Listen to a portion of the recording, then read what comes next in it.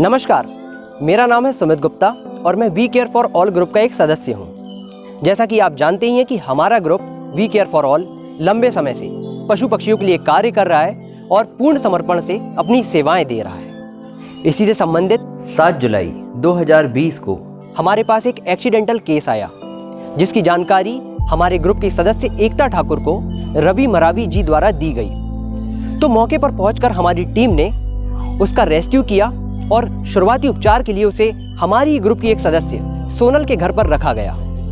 उसका treatment doctor उमंग दुबे द्वारा किया गया।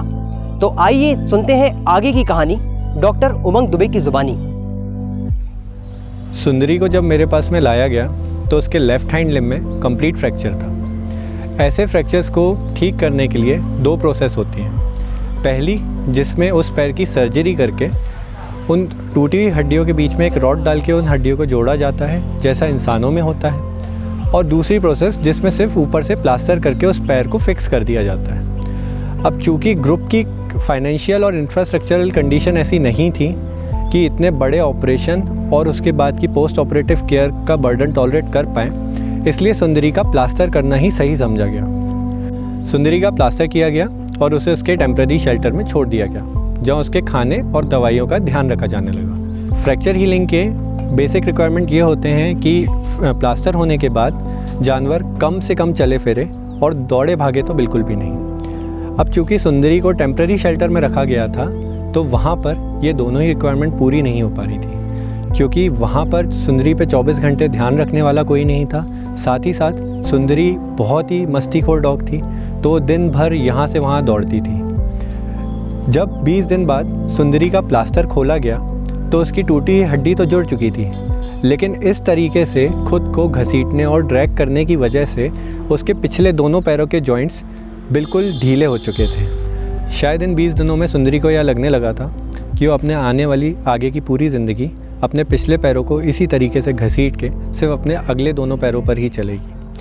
अब सामने चैलेंज ये था कि सुंदरी को एक नई एनर्जी दी जाए, उसकी मेडिसिन्स के साथ में उसकी फिजियोथेरेपी भी की जाए, जिससे उसे ये कॉन्फिडेंस मिले कि वो अपने चारों पैरों पर वापस से चल सकती है। लेकिन यह कंडीशंस टेम्प्रेरी शेल्टर में पॉसिबल नहीं थी। तो ग्रुप की ही मेंबर सुमेधा ढोके ने आगे आकर सुंदरी की फिजियोथेरेपी की रिस्पॉन्सिबिलिटी ली और साथ ही साथ ये ऑफ़र दिया कि वह सुंदरी को अडॉप्ट करके अपने घर पर रखेंगी। सुंदरी को मेडिसिन्स के साथ में फिजियोथेरेपी भी दी गई और साथ ही साथ एक साइकोलॉजिकल सपोर्ट मिला, जिस वजह से वह अपने आप को तैयार कर पाई कि वह अपने चारों पैरों पर फिर से चलना सीख सके।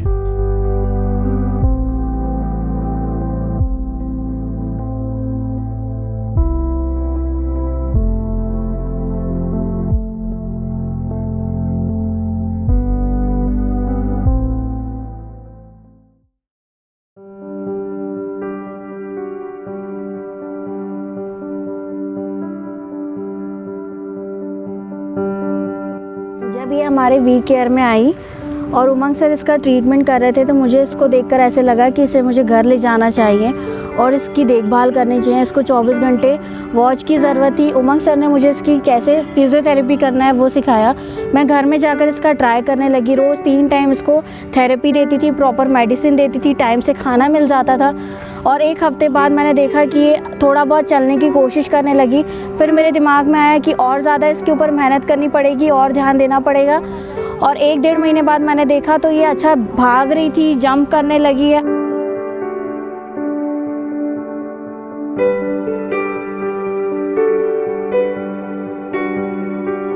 अब तो ये इतनी शैतान हो गई, इतनी एक्टिव हो गई है कि हमें इसे पकड़ना पड़ता है और ये मेरे फैमिली की बहुत अच्छी एक सदस्य बन गई है।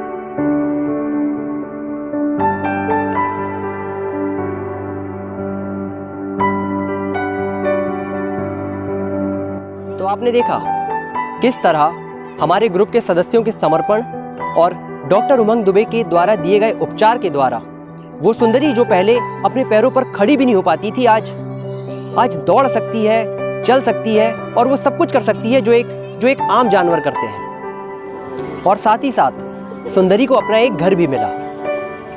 आप सभी से मेरा एक करबद्ध निवेदन है कि कृपया अपने वाहन धीमी गति से चलाएं, क्योंकि हमारी एक गलती से एक बेजुबान की पूरी जिंदगी संघर्ष से भर जाती है। सुंदरी तो फिर भी खुशकिस्मत थी कि उसकी जानकारी हमारे ग्रुप तक आई और उसे एक सही उपचार मिला, लेकिन हर जानवर इतने खुशकिस्मत नहीं होते। नमस्कार।